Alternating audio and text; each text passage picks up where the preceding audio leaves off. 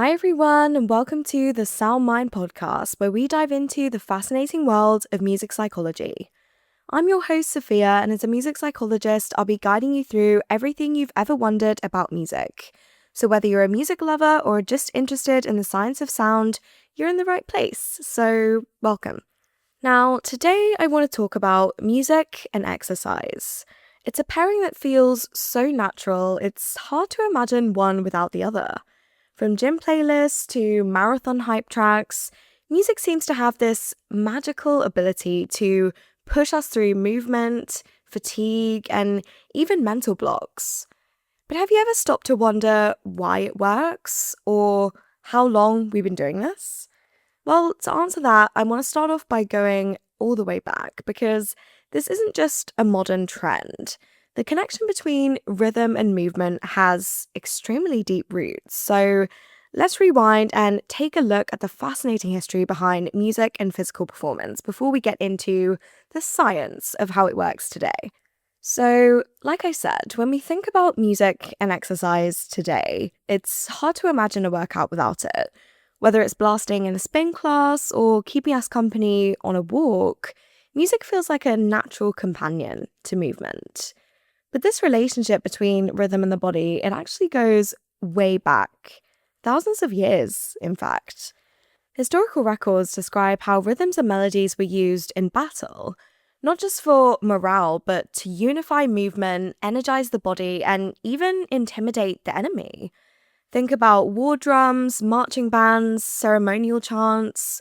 Music wasn't just background noise, it was strategy. The beat of a drum could keep soldiers in sync or fuel adrenaline in the heat of conflict. And across centuries, different types of music have been linked to conflict or peace between cultures, religions, and nations. What we choose to listen to has always said something about who we are, what we believe, and how we want to feel at that moment. That idea of musical preference, what feels good or bad to you, has long been seen as more than taste. It can affect your mood, your mindset, and even your behavior. There's a quote I love from a 19th century composer called Thomas Surret, who said, "For if it is bad music, the more we hear it, the worse off we are." And it's true, right? The wrong song can totally just ruin a vibe. And that's part of why we care so much about our playlists, especially when it comes to movement. What lifts you up might not work for someone else. Music is personal, and that personal connection seems to matter the most when we're trying to push our physical limits. Fast forward to the 20th century, and music began to play a more formalized role in sport, especially in the Olympics. Suddenly, it wasn't just a warm-up tool or a military march. It was everywhere. The opening ceremony, national anthems, the medal presentations. Some sports even incorporated music directly, like figure skating and gymnastics, where performance and rhythm are essentially inseparable. Today, we're so used to music being part of sport that we almost forget that it hasn't always been this way. Now, music is one of the most recognizable elements of sporting culture, from stadium chants to pre-game hype playlists. But what really shifted everything was the rise of personal music tech.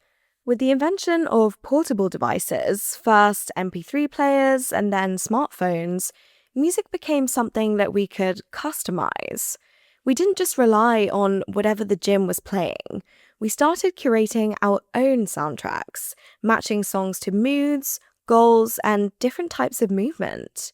Music became a training tool, not just entertainment. And even elite athletes now report using music not just to get pumped, but to regulate their emotions, lock into focus, and even feel more confident before a competition. Some say it's as essential as their warm-up routine. And the research has followed. Over the past 2 decades, scientists have increasingly studied the ways that music affects performance, not just in terms of motivation or energy, but in actual physiological outcomes. So today, we're diving into what the science says about beats, tempo, emotion, rhythm, and the strange way that music seems to get us to move more, faster, or harder than we thought possible. So let's explore how and why music works as one of the most powerful performance enhancers that we have. So, when we think about what influences our exercise performance, it's not just physical factors that matter. Psychological states like mood, motivation, energy, cognition, emotion, and behavior, they all play a huge role in how well we perform and how consistent we are with our workouts. These psychological domains can directly impact exercise compliance, meaning whether we stick with exercise routines, and our exercise capacity, which is how much work we actually put in. Music comes into play here as a powerful, independent factor that positively affects these psychological states. It's been repeatedly shown to improve mood, increase positive feelings, and reduce subjective fatigue during exercise. Essentially, music acts like a natural mood booster and energizer, which can be especially important when we're pushing through those extra tough workouts or even just feeling a little bit more mentally drained. Honestly, when I'm feeling absolutely physically and mentally exhausted, I always try to put on something uplifting just to get me moving, because it's that feeling of knowing that you have to move your body because you know that it's going to make you feel better, but you just don't feel up to it. But music really can push you to that state. And that's what I love about it so much. It really has that power to just energize you and get you started from nothing. Exercise itself triggers an increase in what psychologists call positive affective valence. In other words, it makes us feel good, especially during higher intensity endurance or resistance training sessions. Now, when you add music into the mix, these positive feelings just get amplified. So, research has found that listening to music while exercising enhances enjoyment and positive mood, even when the workout is intense or challenging. Now, this effect isn't just for professional athletes or fitness enthusiasts. It holds true for people who are new to exercise and even those who generally struggle with motivation.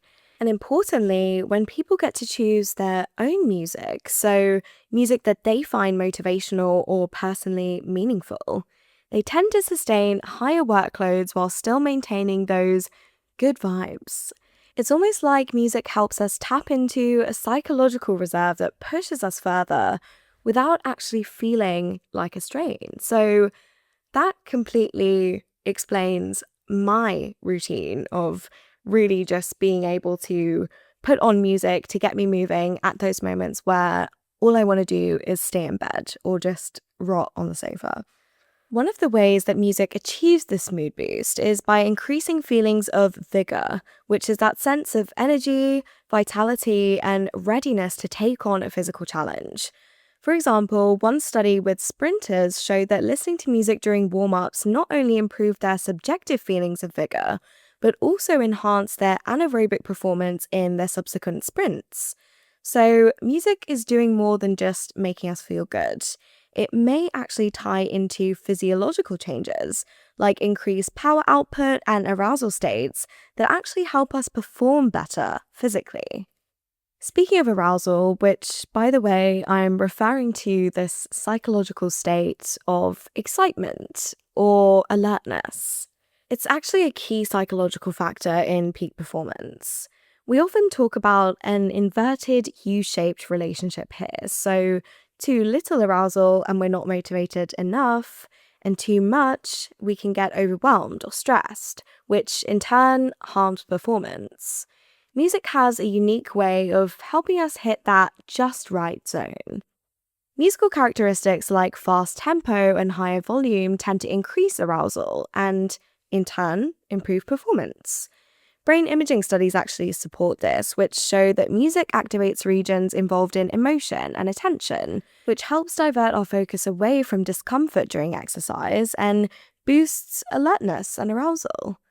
Plus, music can even increase feelings of power and confidence, though this depends on both the musical features themselves and also how personally engaging the music is to the listener. So, actually, that hype playlist that you have for your workouts, it might actually be helping you feel stronger and more in control. It's not just placebo. Now, one of the most fascinating benefits of music during exercise is its ability to lower perceived exertion, or how hard the exercise feels to us, regardless of actual physical effort. So, fast tempo music has been shown to delay mental fatigue, letting us push longer before feeling tired. Meanwhile, relaxing music played after exercise can aid recovery and reduce feelings of subjective fatigue. Across many different types of exercise, from endurance cycling to high intensity sprints and resistance training, music consistently lowers the rating of perceived exertion. Now, this happens through a process through dissociation, where music distracts our attention from internal signals of effort, pain, or discomfort. Now, I do want to get a little bit more into this later on in the episode, but neurological evidence backs this up and reveals that during exercise, our brain activity shifts focus towards external music stimuli, which helps reduce how hard the effort feels. So, music essentially tricks our brain into working harder with less perceived strain. It's pretty amazing. But a big part of all of these psychological and performance benefits comes down to personal preference. Preferred music, so the tunes that you genuinely enjoy or feel connected to, produces stronger effects in improving mood, increasing vigor, boosting arousal, and lowering that perceived effort compared to non-preferred or unfamiliar music. On the flip side, playing music that people don't like or that clashes with their taste might have little to no effect and sometimes can even reduce performance or motivation. I think we've all been in that situation where we've been at the gym, and I don't know what it is about gyms, but you would think with the amount of research and information out there that they would be able to choose a good workout playlist, but it just always seems to be generic pop music. I've even heard like ballads played in the gym, and I'm like, what exactly do you think this is going to support? I think we've all been there. So this means that personalization is key. Allowing people to select their own music during workouts really maximizes the ergogenic or performance-enhancing effects of music. So the next time you're gearing up for a workout, I'm sure I don't have to remind you, but putting on your favorite playlist might just be one of the simplest, most effective ways to boost both your mind and body. Now I want to talk about one of the central concepts of music and working out, diving more into the psychophysiological. And actually, this is one of the key concepts around how we experience music in general. So, one of the key principles of music psych.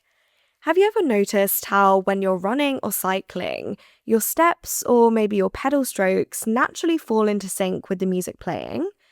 But that's not actually a coincidence. It's your body's amazing ability to sync up or entrain with rhythmic beats.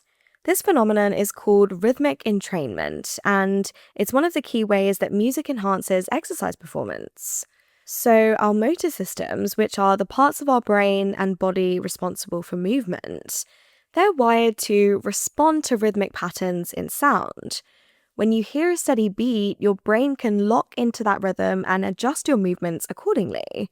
Now, this relates to the old marching bands and military assignments that I spoke about in the beginning of this episode. And this is also why you might find yourself unconsciously matching your stride to the beat of a song during a treadmill session, or syncing your pedal speed to a high-energy playlist in a spin class.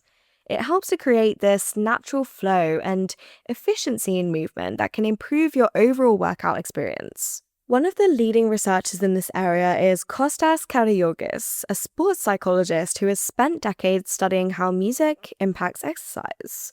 And his work has shown that matching music tempo to movement rhythm not only makes exercise feel easier, but can also improve performance. In fact, many fitness classes carefully select music with tempos designed to match the intensity and the rhythm of the workout. And I love to see this because, like I said, so many gyms, they just don't know what music to choose. And I love that there are classes, programs, companies that are doing this. They're taking music into consideration and designing with intention, because you'd be silly not to. It's one of the core parts of exercise in the modern era. And yeah, you've got to be making the most of it. There's no excuse. There's so much research out there. And what they're mostly basing that on is the concept of BPM, which are beats per minute. And this is simply how many beats a song has in 1 minute, and it plays a huge role in shaping how music influences exercise. So different types of workouts tend to pair best with different BPM ranges because the tempo affects your perception of intensity and your natural pace. So here's how BPM typically aligns with some different exercise types. Starting off with 150 to 170 BPM. So this is a fast tempo range, and it's perfect for intense cardio like fast running or sprint intervals. The quick beat helps you push your pace and sustain high energy output. Then going down to around 120 to 140 BPM, and this is a more moderate tempo which is ideal for what's known as steady state cardio, weightlifting, or circuit training. It keeps you motivated without overwhelming your rhythm, allowing for more kind of controlled and powerful movements. And then we've got 60 to 90 BPM.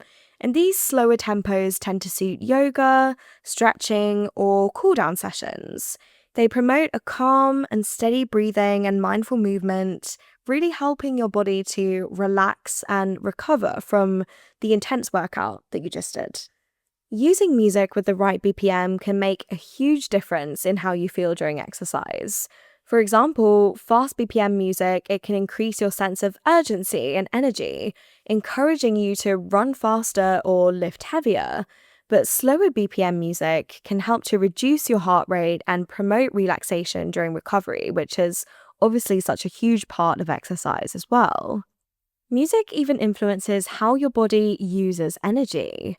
Listening to faster tracks can increase your oxygen uptake, actually, which essentially helps your body deliver more fuel to your muscles when you need it the most. This can help with endurance, especially during cardio-heavy workouts. And music can actually also influence your hormone levels, especially the ones tied to stress and energy. So fast music can temporarily raise hormones like cortisol and adrenaline, which can boost alertness and energy during exercise. Afterwards, when you switch to calmer music, this can help bring those hormone levels back down, easing stress and speeding up recovery. But while syncing to the beat is mostly helpful, it's important to be mindful that tempo can also sometimes mislead your body. So for example, if you start a workout with music that's too fast, you might unintentionally push yourself too hard too soon, which can lead to premature fatigue or injury. For example, jumping into a HIIT session with 170 BPM right from the warm-up might make you burn out before you really get going, which has been seen in a lot of studies as well. And that's why many coaches recommend starting with moderate BPM music to warm up, gradually increasing tempo as the intensity rises, and then slowing it down again during this natural cooldown phase. Again, think about this kind of inverted U shape of arousal. This gradual tempo progression, it really respects your body's natural readiness and helps you maintain this more sustainable workout pace and energy level throughout. Now, building on how music can sync your body to the beat, let's explore another crucial way that music shapes our exercise experience, through focus and the elusive state of flow. Music not only affects our mood and movement, but also our attention, where it goes, how it sharpens or distracts us, and how it helps us enter that sweet spot of effortless and immersive performance. Now, at the heart of music's impact on exercise lies a fascinating psychological dynamic, the contrast between dissociation and association. Now, I touched on dissociation earlier, and I wanted to bring it in again now to talk about the opposing side of the coin, because these are two distinct ways that our attention can shift in response to music whilst we move, and each serves this unique purpose depending on the context of the workout. So starting off with dissociation once again, It involves using music as a mental distraction, a way to shift focus away from bodily discomfort, fatigue, or the monotony of repetitive movements. It's the zone out effect that many people experience during a long treadmill run or this grueling high repetition gym session. By tuning into the beat, lyrics, or emotional energy of a song, your mind really detaches itself from the physical strain, allowing the workout to feel less taxing. For example, a high-energy playlist with pounding bass and motivational lyrics can keep you going during cardio by making time pass more quickly and pain feels more distant. Now, this effect is well documented. One study found that dissociative strategies like music listening reliably reduce perceived exertion and improve endurance performance. Music essentially serves as a cognitive shield, blunting the mental awareness of physical stress. Now, I personally think that this is something that you learn to do over time. I think when you're very new to exercise, it's quite difficult to zone yourself out and really push through those first initial workouts. But I think over time, when you start to discover the music that helps put you into that dissociative state, that's something that changes everything. Now, in contrast, association refers to the use of music to enhance concentration, bodily awareness, and intentional movement. Rather than distracting from effort, the music becomes a focal point, something to move with, breathe to, or be guided by. Now, this is especially evident in practices that demand precision or flow, such as Pilates, yoga, or dance. A calm, steady rhythm can help regulate breathing, maintain posture, and reinforce the timing of transitions. Associative music use supports a more mindful, embodied experience where you're fully present in the task. One piece of research highlighted that associative focus supported by music can actually enhance motor learning and improve technique, particularly in skill-based or meditative forms of exercise. Once again, I think this is something that you really hone over time. I know the first time that I tried yoga and Pilates, I definitely wasn't listening to the music or being very present. I was mostly thinking about how I felt in my body and the pain that I felt and discomfort. So it definitely takes several sessions to really get into that associative state. But once you do, it really can improve the quality of your workouts and just the overall enjoyment as well. But on that note, which of these strategies works best often depends on who you are, your fitness level, and your exercise goals. So dissociation tends to benefit recreational exercises, beginners, or anyone engaging in repetitive, endurance-based training who may struggle with motivation or find certain workouts really mentally tedious. It's also particularly helpful for people with higher sensation-seeking tendencies or those who rely more on external stimulation to stay engaged. But on the flip side, association is often the tool of choice for athletes, dancers, and mindful movement practitioners who require this fine motor control, coordination, or more deliberate pacing. For these individuals, tuning into the body and syncing with the rhythm really enhances performance and also reduces the likelihood of injury. Associative music really aligns well with skill development and this idea of long-term mastery. Now, the mind-muscle connection, which is the conscious focus on specific muscles during exercise to improve activation and form, this can be enhanced by music as well, especially in more associative focus modes. Music that matches the tempo or rhythm of movement can act as a cognitive cue, reinforcing timing and coordination. For instance, weightlifters often report improved muscle engagement when lifting with music that matches their tempo. One study found that rhythmic music improved neuromuscular coordination during resistance training, and this is likely because the beat of the music helped their muscles fire in a more coordinated way. In slower, more mindful types of movement like yoga or Pilates, music can create a focused, immersive atmosphere.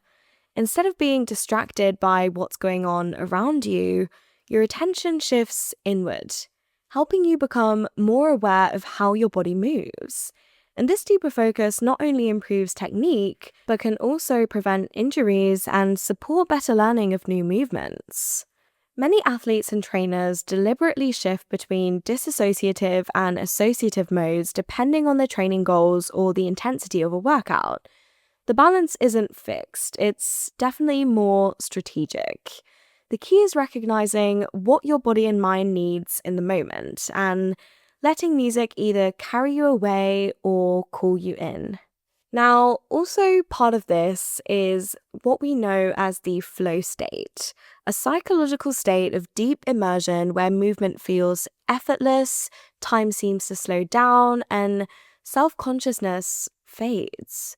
Flow is often described as being in the zone, where actions become automatic and finely tuned. Studies show that music, especially when rhythmically matched to movement, supports entry into the flow state by synchronizing neural circuits involved in attention, motor control, and emotional regulation.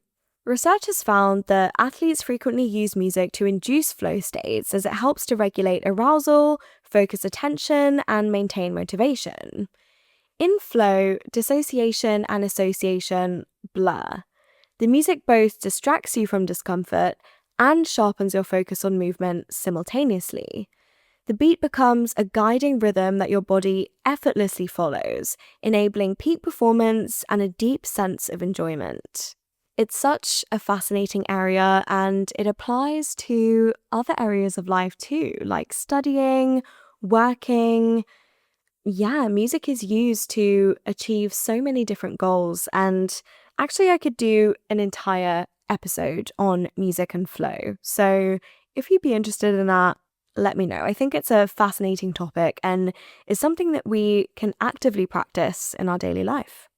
Also related to this, and something that I think is like a red thread throughout this entire topic, is music's true magic lies in its ability to motivate us. Whether you're powering through a final sprint, pushing through that last rep, or even just getting yourself to start a workout like me, music has an uncanny ability to just light a spark within us. And this is actually neuroscience. Music motivates movement by tapping directly into your brain's reward system, triggering chemical and emotional responses that boost energy, effort, and enjoyment. When you listen to music you love, especially during exercise, your brain lights up pretty much the same way it does when you eat your favorite food or receive praise. This is due to the activation of the mesolimbic reward pathway, a circuit that includes regions that regulate pleasure, motivation, and reinforcement learning. At the heart of this system is dopamine, a neurotransmitter crucial for anticipation and reward. Music stimulates dopamine release in these regions, especially at key emotional peaks in a song. So think of those goosebump moments, the drop, the chorus, or that sudden lyric that just hits you. Now, what's interesting is research has shown that dopamine is released both in anticipation of a musical climax and at the moment it arrives, suggesting that music creates this cycle of tension and release that actually mirrors the motivational rhythms of exercise itself. This is why that perfectly timed beat drop can push you to run faster, lift heavier, or just keep going, even when your body wants to quit. You're literally being biochemically rewarded for staying in motion. The dopamine release doesn't just feel good, it also changes how hard exercise feels. So those levels of vigor and exertion I spoke about earlier, it's literally helping you feel less exhausted.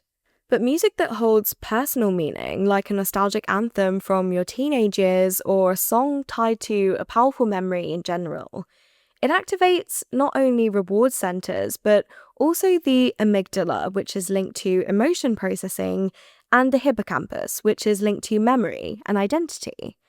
Now, these emotional connections amplify music's impact by laying in context.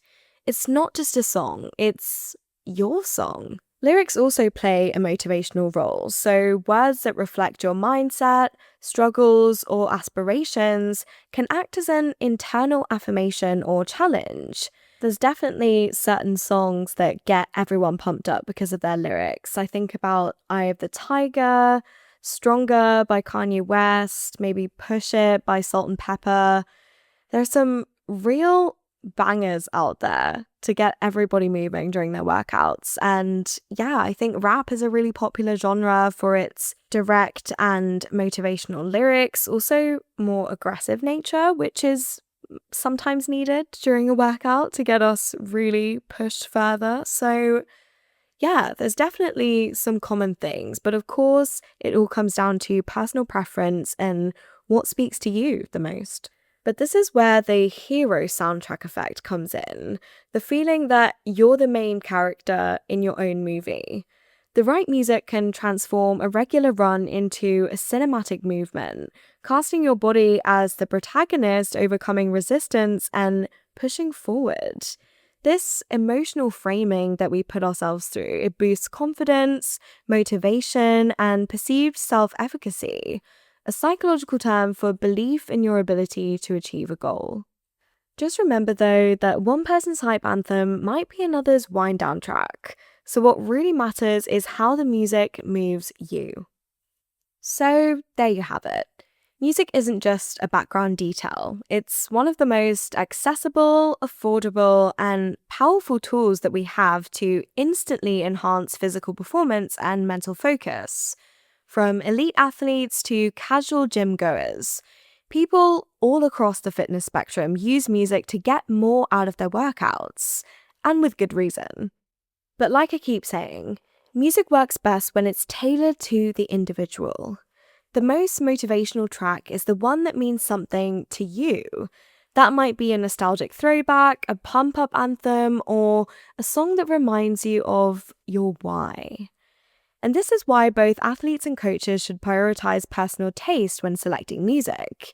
In fact, research shows that preferred music improves performance, while music that people dislike, especially when played over shared speakers, can actually hinder it.